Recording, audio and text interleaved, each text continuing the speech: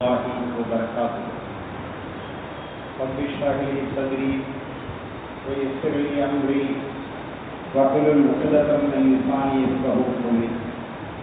سبحانك لا علم لنا الا ما علمتنا انك انت العليم الحكيم. ما شاء الله كان وما لم يشأ لم يكن. لا حول ولا قوة الا بالله العلي العظيم. إن أريد إلا الإصلاح ما استطعت وما توفيقي إلا بالله عليه توكلت وإليه أنيب. الحمد لله الذي هدانا لهذا وما كنا لنهتدي لولا أن هدانا الله والصلاة والسلام على أشرف خلق الله. أما بعد، قال الله تعالى في القرآن العظيم والفرقان المجيد بعد أعوذ بالله من الشيطان الرجيم. بسم الله الرحمن الرحيم. هن لباس لكم وأنتم لباس لهن. أو وقال النبي صلى الله عليه وسلم: خيركم لأهله وأنا خيركم لأهلي. أو كما قال عليه الصلاة والسلام. வான்மறை வந்த வல்லான் அல்லாஹுவை வாழ்த்தி வாழ்வுக்கு வழிகாட்ட மையகத்தில் வந்துதித்த வல்லல் பெருமானார் கண்மணி நாயகம் நபி முஹம்மது முஸ்தபா ஸல்லல்லாஹு அலைஹி வஸல்லம் அவர்களை போற்றி அவர்களின் அடிச்சுவட்டை நழுவாது பின்பற்றிய உத்தம சஹாபா பெருமக்கள், சத்திய சீலர்கள், சன்மார்க்க போதகர்கள், சமுதாயத்திற்காக தம்மை அர்ப்பணித்துக் கொண்ட தியாக சபைகள் ஆகியோரின் நல்ல ஆசிரியரை ஆசித்தவனாய் இந்த ஜும்மாவினுடைய சிறிய உரைகளை ஆரம்பம் செய்கின்றேன். கண்ணியத்திற்கும் மிகுந்த வேட்டைக்கு முடித்தான எனதர்ம இஸ்லாமிய பெரியோர்களே, இனிய இஸ்லாத்தின் வாழ்வுக்கும் தாழ்வுக்கும் பொறுப்பேற்றிருக்கின்ற வாலிப தோழர்களே, இளைஞர்களே, பரவான ஜும்மாவினுடைய தொழுகையை தொழுவதற்காகவும் சொல்லப்படுகின்ற விஷயங்களை கேட்பதற்காகவும் கேட்கப்படுகின்ற பிரார்த்தனைகளுக்கு ஆமீன் சொல்வதற்காகவும் அதன் ஆரம்ப வக்திலேயே வந்தவர்ந்த நம்மை அல்லாஹ் கபூல் செய்வானாக. நம்முடைய குற்றப்புறவுகளை எல்லாம் அல்லாஹ் மன்னித்து அருள் புரிவானாக. சொல்வதையும் கேட்பதையும் சாலிகானவராக நம்மவர்களிடமிருந்து கபூல் செய்வானாக. சொல்வதையும் கேட்பதையும் வாழ்வில் நடைமுறைப்படுத்த எனக்கும் உங்களுக்கும் தௌஃபீக் செய்தருள்வானாக. அடிக்கின்ற சூட்டை விட்டும் அதன் கேட்டை விட்டும் நம்மையும் நம்மை நேசிப்பவர்களையும் நாம் நேசிப்பவர்களையும் நாம் வாழ்கிற நாட்டையும் அல்லாஹ் பாதுகாப்பானாக. எல்லா விதமான இறை கோபங்களில் இருந்தும் இறை சீற்றங்களில் இருந்தும் இயற்கையின் பேரிடர்களில் இருந்தும் அல்லாஹ் நம்மையும் நாம் வாழக்கூடிய பகுதிகளையும் உலக முஸ்லிம்கள் அத்தனை பேர்களையும் அல்லாஹ் பாதுகாத்தருள் புரிவானாக. அன்பான அல்லாஹ்வின் நல்லடியார்களே, அன்பு சகோதரர்களே, ஒரு 3 வாரத்திற்கு முன்னால் கணவன் மனைவி என்ற தலைப்பில் அவர்களுடைய வாழ்வு எப்படி இருக்க வேண்டும் என்பதை பற்றி சில தகவல்களை சொன்னோம். தொடர்ந்து அது சம்பந்தமாக பேசலாம் என்று இருக்கிற பொழுது ரபீஉல் அவ்வல் மாதம் வந்ததனால் அந்த ரபீஉல் அவ்வல் மாதத்திலே பேசப்பட வேண்டிய கண்மணி நாயகம் ஸல்லல்லாஹு அலைஹி வஸல்லம் அவர்களுடைய சிறப்புகளை பற்றி பேசினோம். சென்ற வாரம் பேச முடியாத காரணத்தினால் இந்த வாரம் அதே கணவன் மனைவி அவர்களுடைய வாழ்க்கை எப்படி இருக்க வேண்டும் என்ற அந்த தொடராக ஒரு சில தகவல்களை நாம் பார்க்க இருக்கிறோம். எல்லாமல்ல அல்லாஹு ஜல்லஷானஹு வ தஆலா சொல்லுகிற கேட்கிற விஷயங்களை உள்வாங்கி அதன்படி வாழ நம் அனைவர்களுக்கும் தௌஃபீக் செய்தருள்வானாக. அருள்மறை குர்ஆனிலே அல்லாஹ் ரப்பல் ஆலமீன் கணவன் மனைவிகளை பற்றி எடுத்து சொல்லுகிற பொழுது ஹுன்ன லிபாசுல் லக்கும் வ அன்தும் லிபாசுல் லஹுன்ன என்று அல்லாஹ் சொல்லி காட்டுவான். ஹுன்ன லிபாசுல் லக்கும், மனைவிமார்கள் இருக்கிறார்களே அவர்கள் உங்களுக்கு ஆடையாக இருக்கிறார்கள். மனைவிமார்கள் உங்களுக்கு ஆடையாக இருக்கிறார்கள். வ அன்தும், நீங்கள் லிபாசுல் லஹுன்ன, அவர்களுக்கு ஆடையாக இருக்கிறீர்கள். கணவனுக்கு மனைவி ஆடையாகவும் மனைவிக்கு கணவன் ஆடையாகவும் இருக்க வேண்டும் என்பதை இறைமறை குர்ஆனில் வல்லான் அல்லாஹ் இப்படி நமக்கு உணர்த்தி காட்டுகிறான். எவருமே வாழ்த்தாத அளவுக்கு, எவருமே கணவன் மனைவிக்கு மத்தியில் நெருக்கமாக இருக்க வேண்டும் என்பதை வலியுறுத்த வேறு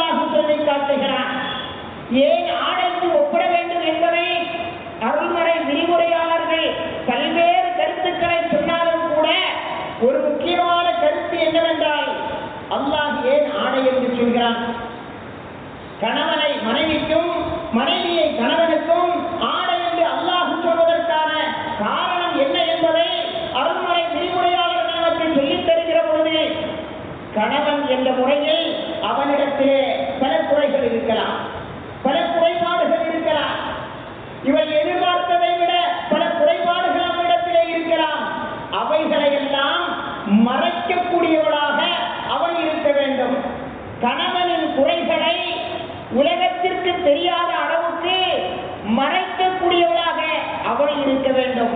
உடலின் குறைகளை, அங்கத்தின் குறைகளை ஆடை எப்படி மறைக்கிறதோ அதுபோல கணவனுடைய குறைபாடுகளை மறைக்கக்கூடியவளாக மனைவி இருக்க வேண்டும். மனைவியிடத்தில் எத்தனையோ குறைபாடுகள் இருக்கலாம்.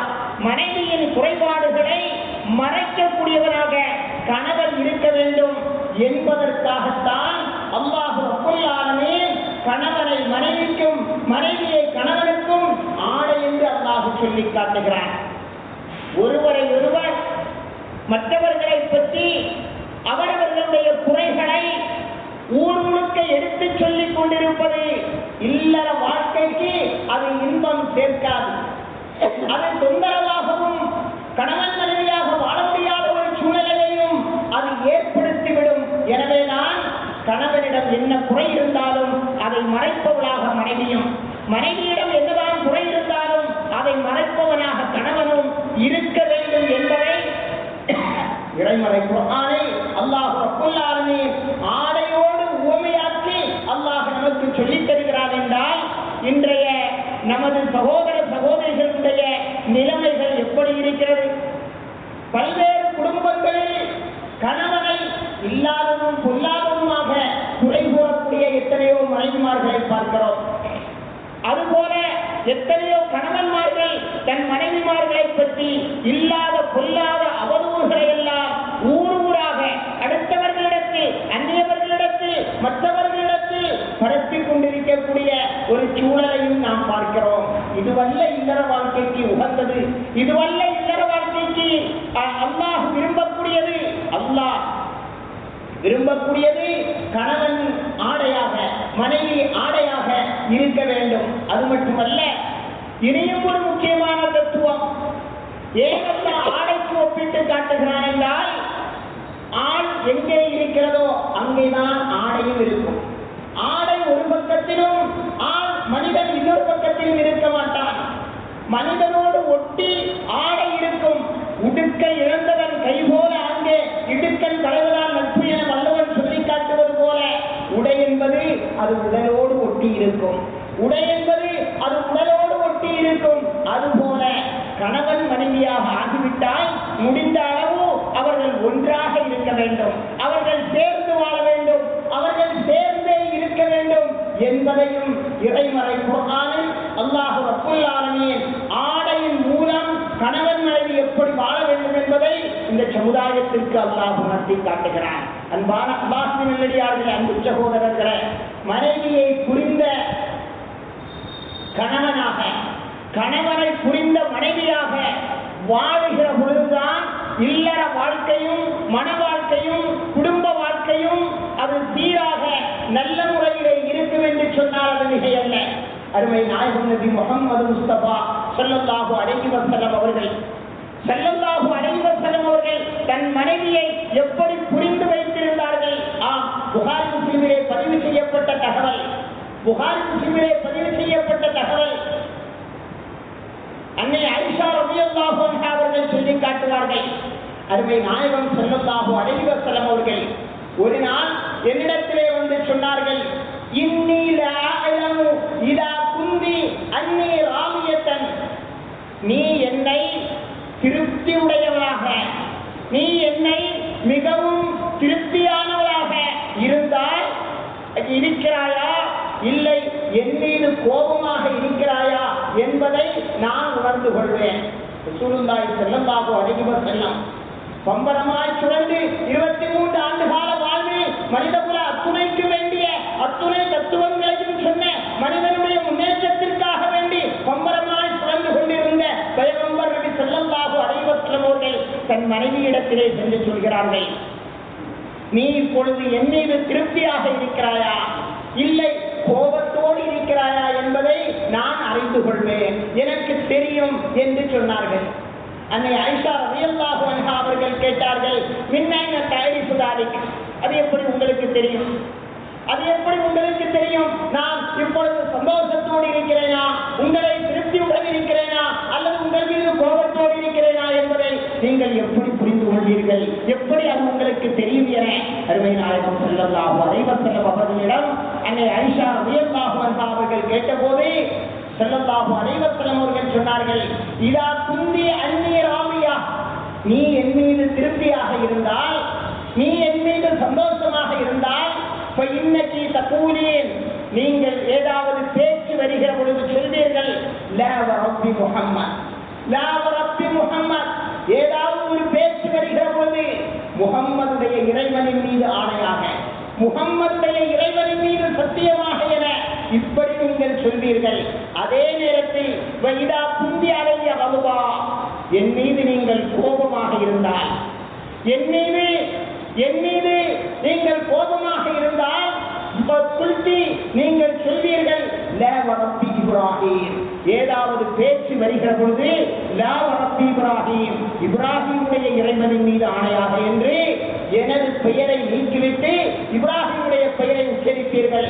அப்படி உச்சரிக்கிற நேரத்தில் நான் உணர்ந்து கொள்வேன், என் மீது ஏதோ ஒரு கோபத்திலே இருக்கிறார்கள், என் மீது ஏதோ ஒரு கோபத்திலே இருக்கிறீர்கள் என்பதை நான் உணர்ந்து கொள்வேன் என அருமை நாயகம் ஸல்லல்லாஹு அலைஹி வஸல்லம் அவர்கள் அன்னை ஆயிஷா ரலியல்லாஹு அன்ஹா அவர்களிடத்திலே சொன்னபோது, அன்னை ஆயிஷா ரலியல்லாஹு அன்ஹா அவர்கள் சொன்னார்கள், அஜல் யா ரசூலல்லாஹ், ஆமாம் யா ரசூலல்லாஹ், எப்படி அதை உணர்ந்து கொண்டீர்கள்? அப்படித்தான், நீங்கள் சொல்வது உண்மைதான் என அன்னை ஆயிஷா ரலியல்லாஹு அன்ஹா அவர்கள் ஒத்துக்கொண்டார்கள் என்றால், அன்பான அல்லாஹ்வின் நல்லடியார்களே, அன்பு சகோதரர்களே, கணவனை புரிந்த மனைவியாக, மனைவியை புரிந்த கணவராக வாழுகிற பொழுதுதான் அந்த குடும்பம் முன்னேற முடியும். அவர்களுடைய பிள்ளைகள் முன்னேற முடியும். அவர்களுடைய குடும்பம் சீராக இயங்க வேண்டுமானால் கணவரை புரிந்த மனைவியாக, மனைவியை புரிந்த கணவராக இருக்க வேண்டும் என்பதை அருமை நாயகம் ஸல்லல்லாஹு அலைஹி வஸல்லம் அவர்கள் தங்களுடைய வாழ்வின் மூலம் இந்த சமுதாயத்திற்கு உணர்த்தி காட்டினார்கள். ஸல்லல்லாஹு அலைஹி வஸல்லம் அவர்கள் சொல்வார்கள், ஹைருக்கும் خيركم لأهله وأنا خيركم لأهلي. உங்களிலே சிறந்தவர் யார் தெரியுமா? அதிகம் தொழக்கூடியவர், அதிகம் ஜகாத் கொடுக்கக்கூடியவர், அதிகம் ஹஜ் செய்யக்கூடியவர், அதிகம் பள்ளியோடு தொடர்புடையவர் என்று சொல்லவில்லை. இதையெல்லாம் செய்ய வேண்டியதுதான், நல்ல காரியம்தான். ஆனால் ஹைருக்கும், உங்களிலே மிகச் சிறப்பானவர் யார் தெரியுமா? ஹைருக்கும் லிஅஹ்லிஹி, அவனுடைய குடும்பத்தார்களிடத்திலே நல்லவராக யார் இருக்கிறாரோ அவர்தான் உங்களிலே சிறந்தவர். நம்முடைய குடும்பம் நமக்கு நல்லவர் என்ற பட்டத்தை தர வேண்டும். ஊர் எந்த பட்டத்தை தந்தாலும், உலகம் எந்த பட்டத்தை தந்தாலும் அல்லாஹ் அதை அங்கீகரிப்பதில்லை. அல்லாஹ் எதை எதிர்பார்க்கிறான்? உனது குடும்பம் உன்னை நல்லவன் என்று சொல்ல வேண்டும். உனது மனைவி மக்கள், உனது பெற்றோர் உன்னை நல்லவன் என்று சொல்ல வேண்டும். அதுதான் உனக்கு தருகின்ற பட்டங்களில் எல்லாம் மிகச்சிறந்த பட்டம். ஹைருக்கும், உங்களிலே சிறந்தவர், ஹைருக்கும் லிஅஹ்லிஹி, அவர்களுடைய குடும்பத்தார்களிடத்திலே யார் சிறந்தவராக இருக்கிறாரோ அவர்தான். வஅன ஹைருக்கும், நான் உங்களிலேயே மிகச் சிறந்தவராக இருக்கிறேன். லிஅஹ்லி, எனது குடும்பத்தார்களுக்கு, எனது குடும்பத்தார்களிடத்தில் நான் மிகச் சிறந்தவராக இருக்கிறேன் என அருமை நாயகம் நபி முஹம்மது முஸ்தபா ஸல்லல்லாஹு அலைஹி வஸல்லம் அவர்கள் சொல்லி காட்டினார்கள் என்றால், அன்பான அல்லாஹ்வின் நல்லடியார்களே, அன்பு சகோதரர்களே, ஆரம்ப காலத்து பெண்மணிகள் எல்லாம், இஸ்லாத்தினுடைய முன்மாதிரியாக வாழ்ந்த அந்த பெண்மணிகள் எல்லாம் எப்படி அவர்களுடைய கணவன் மனைவி வாழ்வை எப்படி அவர்கள் அமைத்துக் கொண்டார்கள் என்பதை பார்க்கிற பொழுது, உம்மு சுலைம் ரலியல்லாஹு அன்ஹா, உம்மு சுலைம் என்று சொல்லக்கூடிய ஒரு பெண்மணி, அவர்களுடைய உண்மையான பெயர் ருமைசா. ருமைசா என்ற பெயருடைய உம்மு சுலைம் ரலியல்லாஹு அன்ஹா ஹஜ்ரத் அனஸ் ரலியல்லாஹு அன்ஹு அவர்களுடைய தாய். அனஸ் ரலியல்லாஹு அவர்களுடைய தந்தை இறந்ததற்கு பின்னால், அனஸ் ரலியல்லாஹு அவர்களுடைய தந்தை இறந்ததற்கு பின்னால் அபூ தல்ஹா ரலியல்லாஹு அன்ஹு அவர்களை மறுமணம் புரிந்து கொள்கிறார்கள். இந்த வரலாறு ஏற்கனவே நான் சொல்லி இருக்கிறேன். அது சம்பந்தமான திருமணம் சம்பந்தமான வரலாறையும் கூட நான் ஏற்கனவே முன்னால் சில வாரங்களுக்கு முன்னால் சொல்லி இருக்கிறேன். அபூ தல்ஹா ரலியல்லாஹு அன்ஹு அவர்களை மணந்து கொள்கிறார்கள். அபூ தல்ஹா ரலியல்லாஹு அவர்களின் மூலமாக அவர்களுக்கு ஒரு குழந்தை பிறக்கிறது. பிறந்த குழந்தை சிறு வயதுதான் இருக்கும். பயங்கரமான நோயால் பாதிக்கப்படுகிறது. உடல்நிலை சரியில்லாமல் இருக்கிறது. அபூ தல்ஹா ரலியல்லாஹு அவர்கள் வெளியூருக்கு சென்று விடுகிறார்கள். குழந்தை நோய் உடல் சரியில்லாமல் இருக்கிறது. இவர்கள் தவிர்க்க முடியாத வெளியூர் பயணத்திற்காக வெளியூர் சென்று விடுகிறார்கள். சென்றுவிட்டு வீட்டிற்கு வருகிறார்கள். வீட்டிற்கு திரும்புகிறார்கள். திரும்பிய மாத்திரத்திலேயே தன் மனைவியான ருமைஸா ரலியல்லாஹு அன்ஹா அவர்களிடத்திலே கேட்டார்கள், குழந்தை, நமது குழந்தை எப்படி இருக்கிறது? ரொம்ப அமைதியாக இருக்கிறது. பொய்யும் இல்லாமல் உண்மையும் இல்லாமல் ஒரு அற்புதமான ஒரு பதிலை சொல்கிறார்கள். ரொம்ப அமைதியாக இருக்கிறது என்று சொன்னார்கள். காரணம், அன்றுதான் அந்த குழந்தை ஒஃபாத்தாகி இருக்கிறது. ஒஃபாத்தான குழந்தை, இறந்துவிட்ட அந்த குழந்தை, கணவன் வெளியூரில் இருந்து திரும்புகிறான். வெவ்வேறு பிரச்சனைகளோடு அவன் திரும்புவான். அவன் திரும்பிய அந்த நேரத்திலேயே அவனுடைய மூளை அவுட்டாக்காமல், அவனுக்கு மேலும் தொந்தரவு கொடுக்காமல், அவனை மேலும் டென்ஷனாக்காமல், இறந்த குழந்தையை ஒரு அறையிலே வைத்துவிட்டு, அறையை அடைத்துவிட்டு தனது குடும்பக்காரர்களிடத்தில் எல்லாம் சொல்லுகிறார்கள், அபூ தல்ஹாவிடத்திலே குழந்தை இறந்த செய்தியை யாருமே சொல்லிவிடாதீர்கள். வெளியூரில் இருந்து திரும்பக்கூடிய அவர் வெவ்வேறு பிரச்சனைகளிலே அவர் திரும்பலாம். அவர் வீடு திரும்புகிற அந்த மாத்திரத்திலேயே இந்த செய்தியை பலார் என்று அவரிடத்திலே சொல்லிவிடாதீர்கள். நான் அவர்களிடத்திலே சொல்லிக் கொள்கிறேன். எனவே நீங்கள் யாரும் சொல்லாதீர்கள் என குடும்பக்காரர்களிடத்திலெல்லாம் சொல்லி வைக்கிறார்கள். உம்மு சுலைம் ரலியல்லாஹு அன்ஹா அவர்கள். அன்பானவர்களே, நம்மால் சிந்தித்து பார்க்க முடிகிறதா? தனது குழந்தை இறந்து போய் கிடக்கிறது. கணவன் வெளியூரில் இருந்து வருகிறான். உங்களுக்கு பிள்ளையை பற்றிய கவலை இல்லை, குழந்தை இறந்து போய்விட்டது, இந்த நேரத்திலும் கூட நீங்கள் இங்கே இல்லையே என கொட்டி தீர்த்திருப்பார்கள் நமது பெண்கள் என்றார். ஆனால் உம்மு சுலைம் ரலியல்லாஹு அன்ஹா அவர்கள் அந்த குழந்தையை எப்படி இறந்து விட்டது, இனி என்ன செய்ய முடியும்? குழந்தை இறந்து விட்டது, இனி என்ன செய்ய முடியும்? அப்படியே தாங்கிக் கொள்கிறார்கள். அந்த குழந்தையை ஒரு அறையிலே வைத்துவிட்டு வந்த கணவனை வரவேற்கிறார்கள்.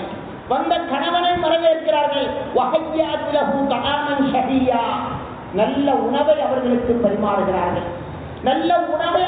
பரிமாறுகிறார்கள். அவர்களோடு இரவும் தங்குகிறார்கள்.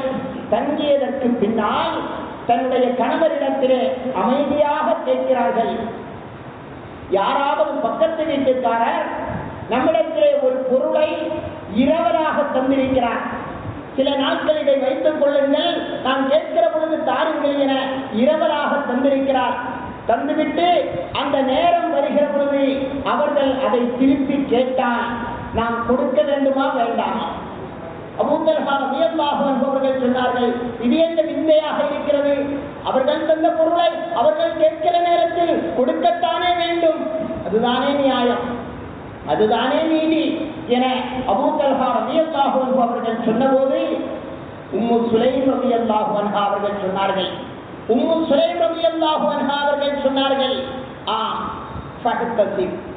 நிதானப்படுங்கள், நிதானமாக கேளுங்கள், நன்மையை நாடிக்கொள்ளுங்கள். நமக்கு அல்லாஹ் தந்த குழந்தையை அல்லாஹ் எடுத்து விட்டார். நமக்கு அல்லாஹ் தந்த குழந்தையை அல்லாஹ் எடுத்து விட்டார். நிதானப்படுங்கள் என அபூ தல்ஹா ரலியல்லாஹு அன்ஹு அவர்களிடத்தில் அன்னை உம்மு சுலைம் ரலியல்லாஹு அன்ஹா அவர்கள் சொன்னபோது அந்த வார்த்தையை கேட்ட மாத்திரத்தில் ஆத்திரமடைந்தார்கள். அபூ தல்ஹா ரலியல்லாஹு அன்ஹு அவர்கள் உடனே சொன்னார்கள், எனது குழந்தை இறந்ததை என்னிடத்திலே மறைத்து வைத்துவிட்டு எனக்கு நல்ல உணவு வகைகளை தயார் செய்து தந்து அதற்கு பின்னால் மிக நிதானமாக என்னிடத்திலே இந்த செய்தியை சொல்லுகிறாயா, உன்னை என்ன செய்ய போகிறேன் பாருங்க. அருமை நாயகம் ஸல்லல்லாஹு அலைஹி வஸல்லம் அவர்களுடைய சன்னிதானத்திற்கு ஓடோடி வருகிறார்கள். அபூ தல்ஹா ரலியல்லாஹு அன்ஹு அவர்கள் நடந்த நிகழ்வை கூறுகிறார்கள். கண்மணி ஸல்லல்லாஹு அலைஹி வஸல்லம் அவர்கள் அந்த செய்திகளை எல்லாம் கேட்டுவிட்டு சொன்னார்கள், அபூ தல்ஹா, சுவனத்தினுடைய ஒரு பெண்மணி மதீனத்தில் இப்பொழுது நடமாடிக் கொண்டிருக்கிறார்கள். அவர்களை பார்க்க வேண்டும் என்று உங்களுக்கு ஆசை இருந்தால் உங்கள் வீட்டிலே சென்று பாருங்கள். உம்மு சுலைம் தான் அந்த சுவனத்து பெண்மணி. உங்கள் மனைவி இருக்கிறார்களே, அவர்கள் சுவனத்து பெண்மணி என ஸல்லல்லாஹு அலைஹி வஸல்லம் அவர்கள் அவர்களுக்கு நல்வார்த்தை சொன்னது மட்டுமல்ல, நீங்கள் இன்று இரவு கூடினீர்களே, வீடு கூடினீர்களே, உறவு கொண்டீர்களே, அந்த உறவில் அல்லாஹ் உங்களுக்கு பரக்கத்து செய்வானாக, அல்லாஹ் உங்களுக்கு பரக்கத்து செய்வானாக என அருமை நாயகம் ஸல்லல்லாஹு அலைஹி வஸல்லம் அவர்கள் அபூ தல்ஹா ரலியல்லாஹு அன்ஹு அவர்களுக்காக துஆ செய்து சமாதானப்படுத்தி ஆறுதல் படுத்தி சுவனத்து பெண்மணிதான் உங்கள் மனைவி என்ற அந்த நல்வார்த்தையையும் கூறி அனுப்பி வைக்கிறார்கள். சமாதானத்தோடு திரும்பி வருகிறார்கள். அவர்கள் அன்று சேர்ந்த உறவில் அவர்களுக்கு அப்துல்லா என்றொரு குழந்தை பிறக்கிறது. அப்துல்லா என்றொரு குழந்தை பிறக்கிறது.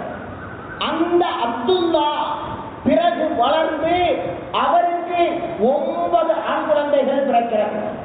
9 பேருமே ஹாஃபிதுல் குர்ஆனாக, குர்ஆனை மனனமிட்டவர்களாக, இஸ்லாமிய சட்டதிட்டங்களை எல்லாம் கரைத்து குடித்தவர்களாக, மிக பெரும் ஆளுமைகளாக அவர்கள் வாழுகிற காலத்தில் ஜொலித்தார்கள். அவர்கள் வாழுகிற காலத்தில் பிரகாசமாக வாழ்ந்தார்கள். இந்த அப்துல்லாவுக்கு பிறந்த 9 பிள்ளைகளும் காரணம் அருமை நாயகம் ஸல்லல்லாஹு அலைஹி வஸல்லம் அவர்களுடைய துஆ. அந்த துஆவுக்கு காரணம் உம்மு சுலைம் ரலியல்லாஹு அன்ஹா அவர்களுடைய அந்த நிதானமும் அந்த பொறுமையும், கணவனோடு அவர்கள் காட்டிய தரிசனமும், கணவன் மீது அவர்கள் வைத்த அன்பும் இந்த துஆவுக்கு காரணமாகி அவர்களுடைய பரம்பரை ஜொலிக்கக்கூடியதாக அவர்களுடைய காலங்களிலே இருந்தது என்பதை நாம் வரலாற்றிலே பார்க்கிறோம். என்றால் அன்பான அல்லாஹ்வின் நல்லடியார்களே, அன்பு சகோதரர்களே, கணவனை புரிந்த மனைவியாக, மனைவியை புரிந்த கணவனாக எந்த குடும்பத்தில் இல்லையோ அந்த குடும்பம் ஜொலிப்பது சந்தேகத்திற்குரியது.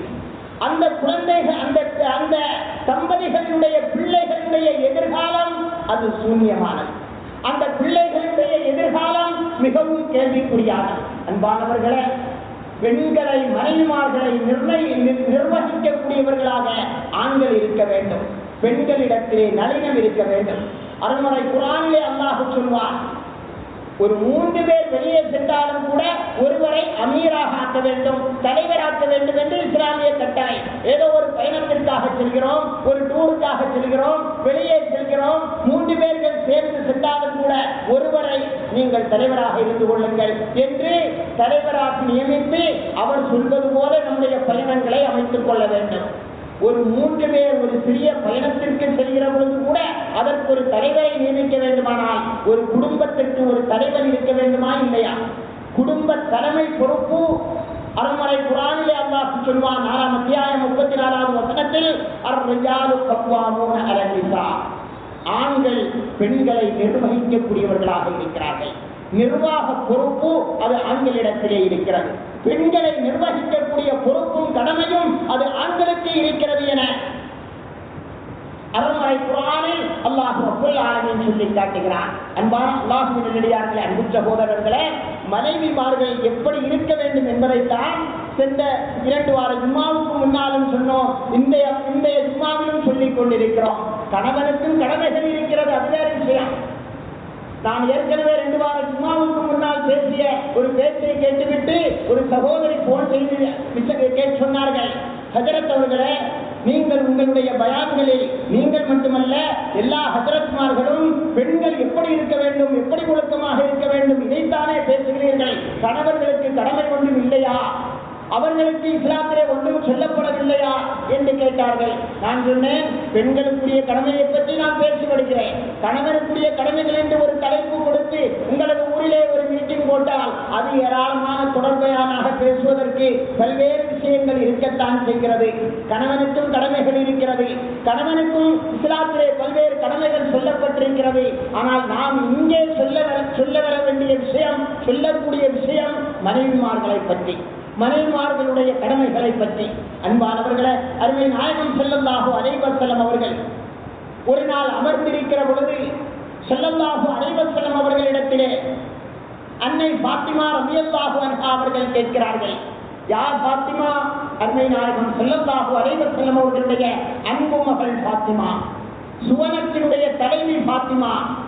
ஃபாத்திமா ரலியல்லாஹு அன்ஹா அவர்கள் கேட்டார்கள், யா ரசூலல்லாஹ், அல்லாஹ்வின் தூதரவர்களே, சுவனத்திலே முதலில் நுழையக்கூடிய பெண் யார்? சுவனத்தில் தலைவி இவர்கள் தான். தலைவியாக இருந்தாலும் கூட சுவனத்திலே முதலில் நுழையக்கூடிய பெண் யார் என்று கேட்டபோது ஸல்லல்லாஹு அலைஹி வஸல்லம் அவர்கள் உடனே பதில் சொன்னார்கள், நம்முடைய 2 தெரு தள்ளி இருக்கக்கூடிய இம்ராத்துல் ஹத்தா, ஒரு விறகு வெட்டியினுடைய மனைவி. சாதாரண கூலி வேலை செய்யக்கூடிய விறகு வெட்டி விற்கக்கூடிய ஒருவருடைய மனைவி இருக்கிறாளே, அவள்தான் சுவனத்திலே முதலில் நுழைவாள் என ஸல்லல்லாஹு அலைஹி வஸல்லம் அவர்கள் அன்னை ஃபாத்திமா ரலியல்லாஹு அன்ஹா அவர்களிடத்திலே சொல்ல, யார் அந்த விறகு வெட்டி, யார் அந்த விறகு வெட்டியினுடைய மனைவி, அவருடைய வீடு எங்கே இருக்கிறது என சுருக்கமாக சொல்லி முடிக்கிறேன். ஏற்கனவே இந்த நிகழ்வும் உங்களுக்கு முன்னால் நான் சொன்ன ஞாபகம் இருக்கிறது. யார் அந்த விறகு வெட்டி, யார் அந்த விறகு வெட்டியினுடைய மனைவி, அவருடைய வீடு எங்கே இருக்கிறது என அன்னை ஃபாத்திமா ரலியல்லாஹு அன்ஹா அவர்கள் தேடி கண்டுபிடித்து கடைசியில் சுருக்கமாக சொல்லி முடிக்கிறேன், அந்த வீட்டிற்குள் செல்கிறார்கள். வீட்டிற்குள் சென்று அந்த விறகு வெட்டியினுடைய மனைவியிடத்திலே கேட்கிறார்கள், நீங்கள் செய்யக்கூடிய இபாதத்து தான் என்ன, நீங்கள் என்னதான் இபாதத்து செய்கிறீர்கள்? அருமை நாயகம் ஸல்லல்லாஹு அலைஹி வஸல்லம் அவர்களுடைய அன்பு மகளான அன்னை ஃபாத்திமா ரலியல்லாஹு அன்ஹா அவர்கள் சாதாரண ஒரு கூலி வேலை செய்யக்கூடிய விறகு வெட்டக்கூடிய அவருடைய வீட்டிற்கு சென்று அவருடைய மனைவியிடத்திலே கேட்கிறார்கள், நீங்கள் என்னதான் இபாதத்து செய்கிறீர்கள்? அவர்கள் சொன்னார்கள், பெரிய இபாதத்து ஒன்றும் எனக்கு இல்லையே, நீங்கள் செய்யாத இபாதத்தையா என்னால் செய்ய முடியும்? அல்லாஹ்வின் தூதருடைய இல்லத்திலே இருக்கிறீர்கள், அவர்களின் மனைவியாக இருக்கிறீர்கள், சுவனத்து தலைவியாக இருக்கிறீர்கள், நீங்கள் செய்யாத இபாதத்தையா நான் செய்ய போகிறேன்? என்னிடத்திலே அப்படி பெரிய வணக்க வழிபாடு ஒன்றும் இல்லையே என்று சொல்லிவிட்டு, இல்லை இல்லை, உங்களிடத்திலே ஏதோ ஒரு விசேஷ குணம் இருக்கிறது, எவரிடமும் இல்லாத ஒரு சிறப்பு பண்பு அது உங்களிடத்திலே இருக்கிறது, அது என்ன பண்பு என ஃபாத்திமா ரலியல்லாஹு அன்ஹா அவர்கள் அந்த விறகு வெட்டியின் மனைவி இடத்திலே கேட்டபோது அந்த மனைவி அந்த பெண்மணி சொன்னார்கள், இடத்திலே அப்படி ஒன்றும் இருப்பதாக தெரியவில்லை, ஆனால் என்னுடைய கணவனுடைய கட்டளைக்கு கொஞ்சம் கூட நான் மாறு செய்ய மாட்டேன், கணவனின் இசையும்படிதான் எனது வாழ்வை நான் அமைத்துக் கொள்வேன், அவர் என்ன சொன்னாரோ அப்படித்தான் நான் வாழ்வேனே தவிர அவருடைய விருப்பத்திற்கு மாறாக நான் எதையுமே செய்வதில்லை என்பது மட்டுமல்ல, என்னுடைய கணவர் ஹார்ட் ஒர்க் செய்யக்கூடியவர், கடுமையான வேலை செய்யக்கூடியவர், மலைகளில் எல்லாம் சென்று விறகுகளை வெட்டி அதை சந்தைக்கு கொண்டு வந்து விற்று அதை காசாக்கி அதற்கு பொருள் வாங்கி வீட்டிற்கு அவர் வருவார், கடுமையான வேலை எடுக்கக்கூடியவர் என்னுடைய கணவர். எனவே அவர் வேலைக்கு சென்றுவிட்டு அவர் திரும்பி வருகிற பொழுது நல்ல கூலான குளிர்ச்சியான தண்ணீரை அவருக்காக வேண்டி நான் தயார் செய்து வைப்பேன். என்னுடைய கணவர் எந்த நிலைமையில் வருவாரோ தெரியவில்லையே, அவர் கடுமையாக உழைத்துவிட்டு வரக்கூடிய என்னுடைய கணவருக்காக வேண்டி குடிப்பதற்காக வேண்டி அவருக்கு குளிர்ச்சியான தண்ணீரை தயார் செய்து வைப்பேன். அவருக்கு வேண்டிய உணவை நான் சமைத்து வைப்பேன். அவர் வருகிற நேரம் எனக்கு தெரியும், அந்த நேரத்தில் அவருக்காக வேண்டி அழகிய உடை உடுத்தி நான் அவரை வரவேற்பதற்காக வேண்டி அவரை நான் காத்துக்கொண்டே நிற்பேன். அவர் எனது வாசலிலே வந்துவிட்டால்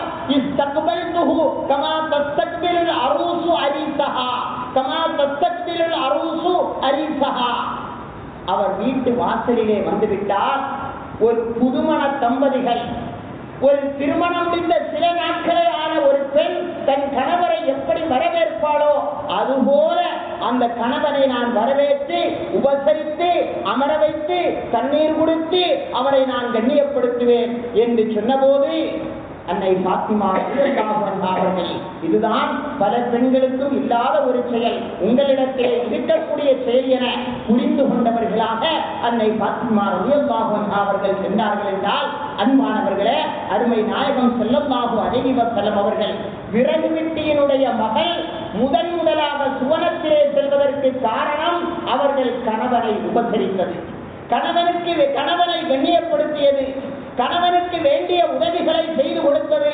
இதுதான் அவர்களை முதலாக சுவர்க்கத்திற்குள் நுழைய செய்வதற்கான காரணம் என்பதை அருமை நாயகம் ஸல்லல்லாஹு அலைஹி வஸல்லம் அவர்கள் சொல்லி காட்டினார்கள் என்றால், அன்பானவர்களே, ஸல்லல்லாஹு அலைஹி வஸல்லம் அவர்கள் சொல்வார்கள், லா தூதி இம்ராத்துன் ஜௌஜஹா ஃபித் துன்யா இல்லா காலத் ஜௌஜத்துஹு மினல் ஹூரில் ஐன்.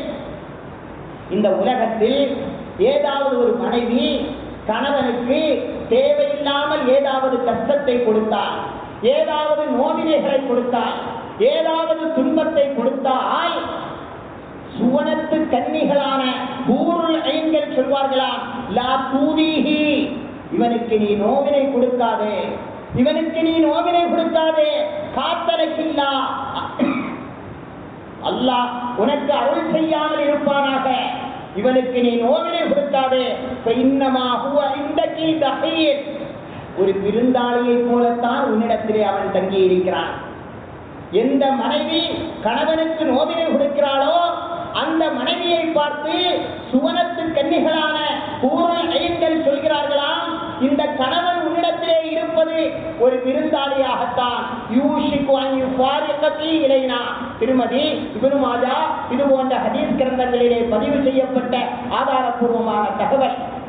அந்த சுவனத்து கன்னிகைகள் சொல்கிறார்கள், இவன் வெகு விரைவாக உன்னை பிரியக்கூடும், உன்னை பிரிந்து அவன் எங்களிடத்திலே வருவதற்காக நாங்கள் அவனை வரவேற்க தயாராக இருக்கிறோம். எனவே அவனுக்கு கூடுதல் தொந்தரவு கொடுக்காதே, அவனுக்கு நீ நோவினை கொடுக்காதே என சுவனத்து கன்னிகைகள் இந்த பெண்களை பார்த்து சொல்வார்கள் என அருமை நாயகம் நபி முஹம்மது முஸ்தபா ஸல்லல்லாஹு அலைஹி வஸல்லம் அவர்கள் சொல்லி காட்டினார்கள் என்றால், அன்பான அல்லாஹ்வின் நல்லடியார்களே, அன்பு சகோதரர்களே, நமது பெண்மணிகள், நமது மனைவிமார்கள், நமது சகோதரிகள், நமது பெண்மக்கள் அவரவர்கள் வாழுகிற வீடுகளில் இப்படி இஸ்லாமிய ஒழுக்கத்தோடும் நெறிமுறைகளோடும் இந்த கட்டுப்பாடோடும் கணவனை கண்ணியப்படுத்தியும் வாழுகிறார்களா என்பதை நாம் அவ்வப்போது சிந்திக்க கடமைப்பட்டிருக்கிறோம். அல்லாஹ் ரப்புல் ஆலமீன் நமது பெண்களை எல்லாம் அல்லாஹ் பாதுகாப்பானாக.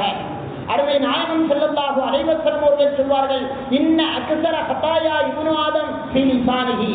மனிதன் அவனுடைய தவறு அதிகமாக ஏற்படுவது அவனுடைய நாவினால் தான் தவறுகள் ஏற்படுகிறது. குறிப்பாக பெண் சமுதாயம் இருக்கிறதே, அவர்களுடைய நாவினால் தான் எதற்கெடுத்தாலும் சாபம் விடுவார்கள், பிள்ளைகளை சாபம் விடுவார்கள், வாகனத்தை சாபம் விடுவார்கள், வாழ்கிற வீட்டை சாபம் விடுவார்கள், சொந்த பந்தங்களை சாபம் விடுவார்கள். கணவரிடம் என்ன இன்பத்தை அடைந்தாலும் கூட கடைசியில் அவர்களுடைய மனதுக்கு பிடிக்காத எதையாவது ஒன்றை செய்துவிட்டால் அல்லது அவளுக்கு மனதுக்கு பிடித்த ஒன்றை செய்து கொடுக்காவிட்டால் உன்னிடத்திலே என்ன கண்டேன் என அப்படியே எல்லா நியமத்துக்களையும் உதாசீனப்படுத்தி விடுவார்கள். இப்படி அவர்களுடைய நாவுகளால் தான் பெண்களும் ஆண்களும் சரி அவர்களுக்கு ஏற்படக்கூடிய பாவங்கள் அவர்களுடைய நாவுகளால் தான் என அருமை நாயகம் ஸல்லல்லாஹு அலைஹி வஸல்லம் அவர்கள் சொன்னார்கள். அன்பானவர்களே, ஒரே ஒரு சிறிய தகவலை மட்டும் சொல்லி என் உரையை நிறைவு செய்வேன். கணவன் மனைவி எப்படியெல்லாம் வாழ வேண்டும் என இஸ்லாம் அழகாக சொல்லித் தருகிறது. இறைமறை குர்ஆனிலே அல்லாஹ் சொல்லித் தருகிறான், கண்மணி நாயகம் ஸல்லல்லாஹு அலைஹி வஸல்லம் அவர்கள் சொல்லித் தருகிறார்கள். ஆனால் நமது நாடுகளிலே ஊர்களிலே நாம் பார்க்கிறோம், நமது வீடுகளில் ஏதாவது ஒரு குழந்தை இறந்து விட்டால், ஏதாவது ஒரு வஃபாத் ஆகிவிட்டால், ஒரு மரணம் நிகழ்ந்து விட்டால் கணவனும் மனைவியும் அல்லது மனைவி அந்த மரணத்தை நினைத்து பல வருடங்கள் சோகமாக இருக்கக்கூடிய ஒரு நிகழ்வை நாம் பார்க்கிறோம். நம்முடைய காதுக்கு வந்த செய்தி, எனவே நான் சொல்கிறேன், இந்த ஊரில் அல்ல, வெளியூரில் ஒரு குழந்தை இறந்து விட்டது. அந்த குழந்தை இறந்ததன் காரணமாக பல்வேறு வருடங்களாக கணவனை காணுகிற போதெல்லாம் எரிந்து விடக்கூடியவளாக இந்த பெண் திகழ்ந்து கொண்டிருக்கிறார். அருமை நாயகம் நபி முஹம்மது முஸ்தபா ஸல்லல்லாஹு அலைஹி வஸல்லம் அவர்கள் சொல்வார்கள், லா யஹில்லு லில் இம்ரா, எந்த ஒரு பெண்ணுக்கும் அனுமதி கிடையாது, தூமினபில்லாஹி வல் யௌமில்லாஹ், அல்லாஹ்வையும் மறுமை நாளையும் நம்பிய எந்த பெண்ணுக்கும் கூடாது, அன் துஹித்த அலா மையத்தின் போக்கலால் யாராவது ஒருவர் இறந்து விட்டால், அது நமது பிள்ளையாக இருக்கலாம், பேர பிள்ளையாக இருக்கலாம், அல்லது உடன்பிறப்புகளாக இருக்கலாம், அல்லது நமது பெற்றோராக இருக்கலாம், யாராவது இறந்து விட்டால் 3 நாட்களுக்கு மேலாக துக்கம் அனுபவிப்பது யாருக்கும் ஹலாலே ஆகாது, கூடவே கூடாது.